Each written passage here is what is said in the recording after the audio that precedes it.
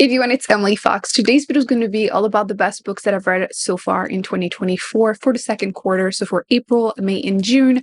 I will be also linking down below the first part that I did for the first quarter. But on the screen, I will have been starting to post all of the books that I finished during the last 3 months.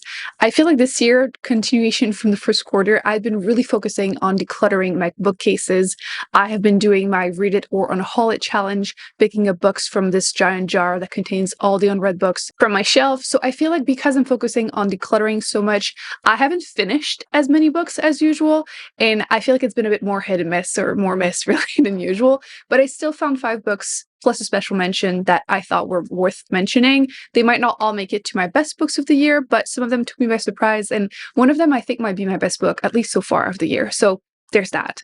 For anyone that doesn't follow the Read It, Unhaul It challenge, this is the jar. It has about 500 unread books. It's a lot. It's fun most of the time. We all embrace the chaos. So as I am sweating during this heat wave, we're going to go through the 5-ish books. The first one, actually, I don't own a copy, so I'm going to put it on the screen before I forget. The Tainted Cup by Robert Jackson Bennett. This is my 5th book by the author, and it is by far my favorite. So finally, you were right. This was a recommendation by you, a 5-star prediction, and I did give it 5 stars. So you did great. This is the first book in an adult fantasy. I think it was going to be a duology, and the next book is already planned for, I think, February next year. So we will not have to wait forever. I hate having to wait between series, but at the same time, I am getting worse and worse at waiting. So I just picked it up because you recommended it, and you follow a character who becomes the assistant to this really interesting character. She's kind of a female Sherlock Holmes, obviously in a fantasy world, and he has this special power where he can remember very clearly everything as long as he attaches those memories to a scent. And I've been laughing the whole time because they're called, like, their nickname, obviously not a nice one, is Glass Sniffer. So you can imagine the main character just going around looking at the crime scenes that they're investigating, or he's investigating, because she's not showing up. She's staying home. So he's looking around, questioning people while sniffing this jar. Whatever works. But in the beginning, you don't really know where that power is coming from.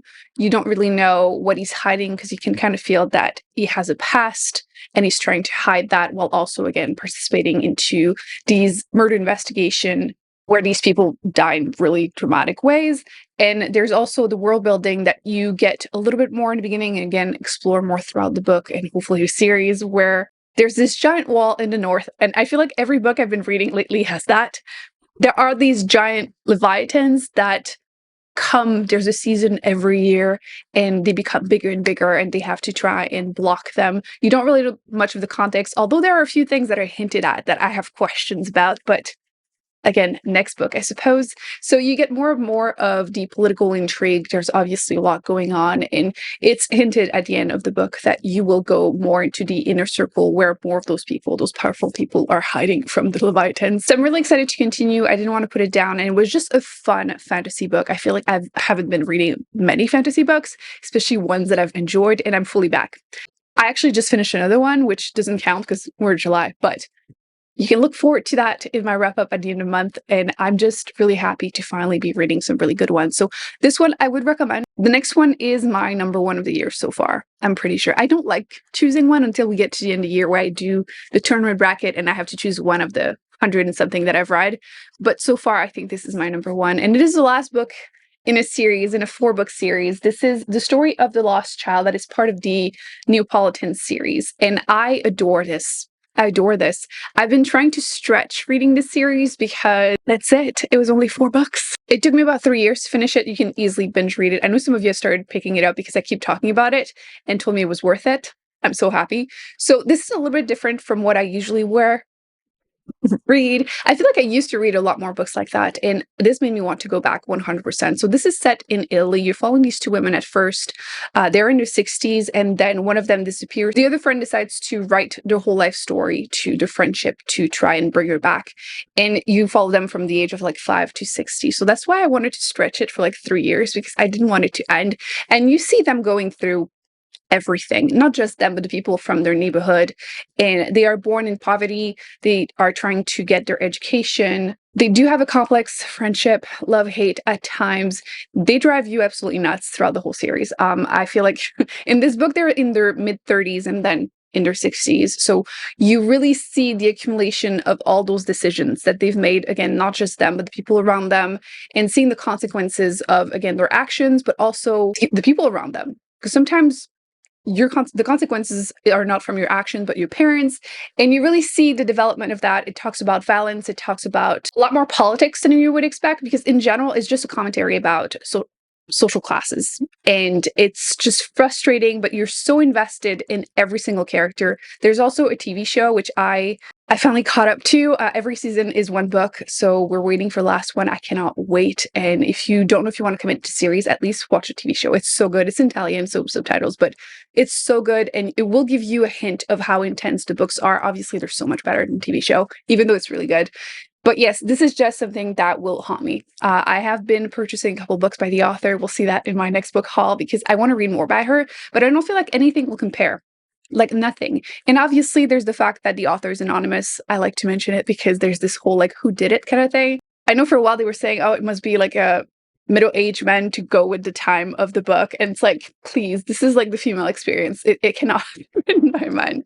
Anyway, this is my number one. This is it. This is just absolutely fantastic. So if you like contemporary historical fiction, you like to be really invested into characters, you like, I don't even actually usually like following people over generations, like at all, but this is just my exception. I adore this. I will eventually reread this. I feel like this is something that when you reread it, 10 years later, you get something completely different out of it, because again, you're following them through their whole lives. So this is just magnificent. Like the writing, like I did give 5-star to other books this year, but I feel like this is what good writing is. Like you cannot compare this. It's just so good. Honestly, quality-wise, this is by far the best written book that I've read this year. And like I read for my enjoyment, so I feel like I'm not usually that picky as long as it's not badly written. But this is just quality. These two were like solid 5 stars. The rest of them were like 4. They're still worth reading. It just shows that I've been having a rough time.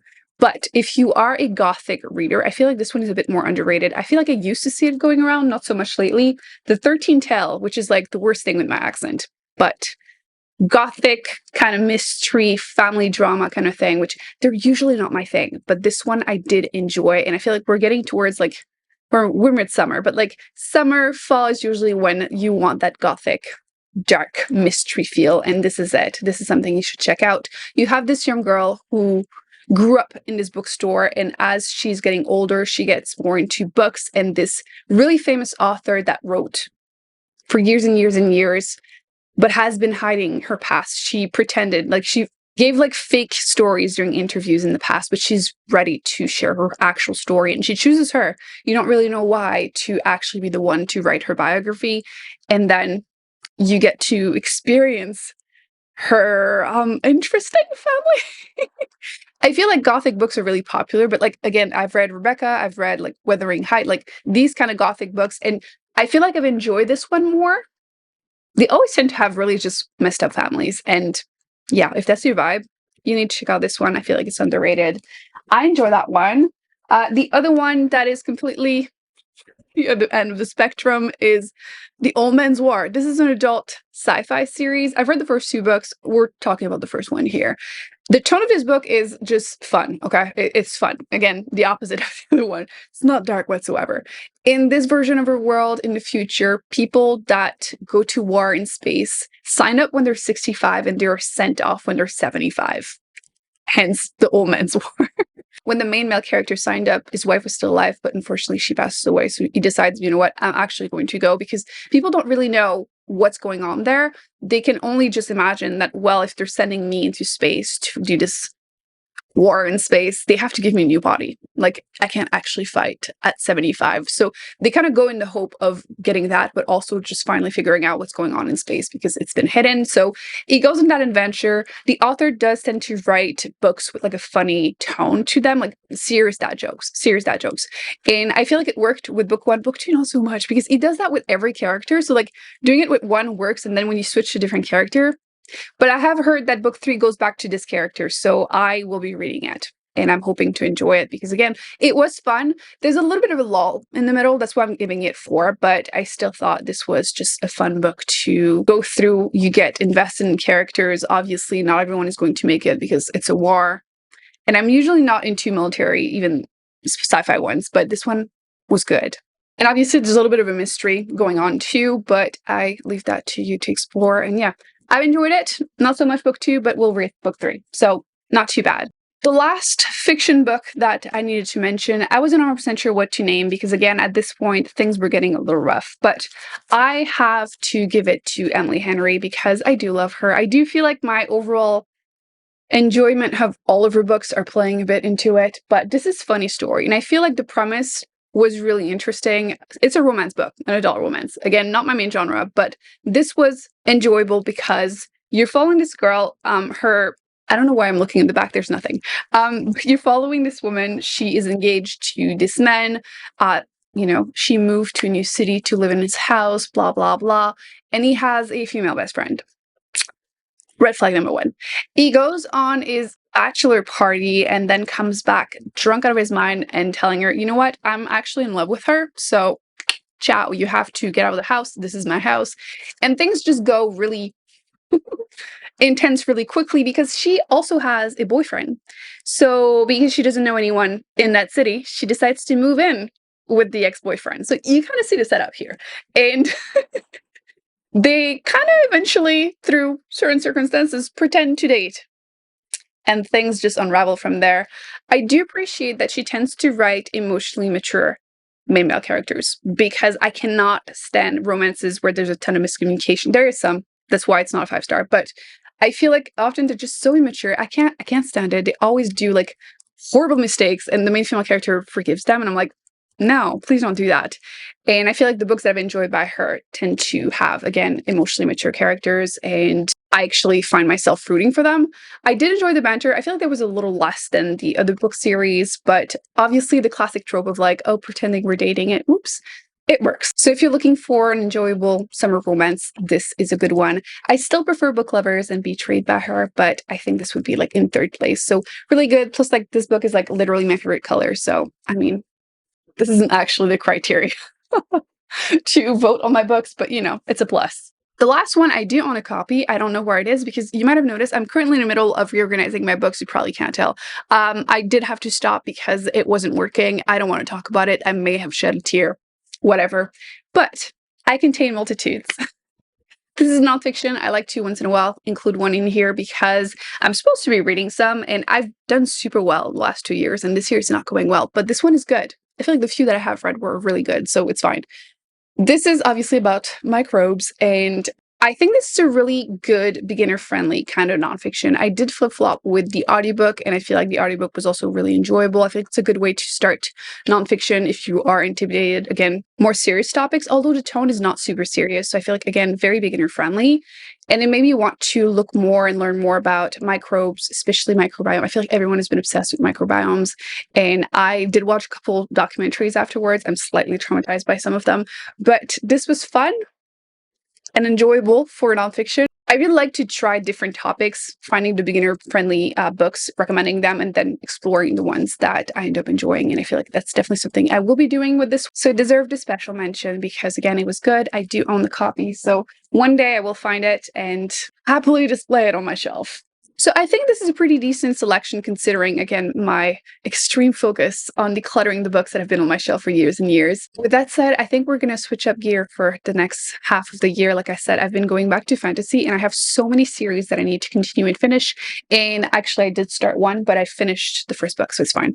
And I will be reading the second one because I'm enjoying myself. So it's looking positive for the next version of this video. I would love to hear about the best books you have read, again, during the month of April, May, June. How many books have you read? Are you having a good reading year? I feel like a few of you have been commenting that you're also dealing with like a reading slump, which it hasn't been my case. It's been rough rating wise, but it's been really satisfying. I feel like I just posted an haul video, which let me include one over there. So you can see that I've gotten rid of like 60 plus books in the last year, which again, very effective. I'm very happy about it. And if you've been hearing me talking about fantasy and want to give it a shot, I did also recently post one about beginner-friendly ones, so I would recommend checking those out. I am planning on doing one that is more like intermediate soon. I have so many videos coming up. The month of July is going to be almost a video every 2 days. I just have been trying to catch up. If the weather can give me a break, because again, I have been sweating every time I try to film. My hair is like... That's it. I hope you enjoyed this video. Thumbs up, subscribe. I will see you in my next one very soon. Bye. Look what I just found. Ah, I knew I had it somewhere.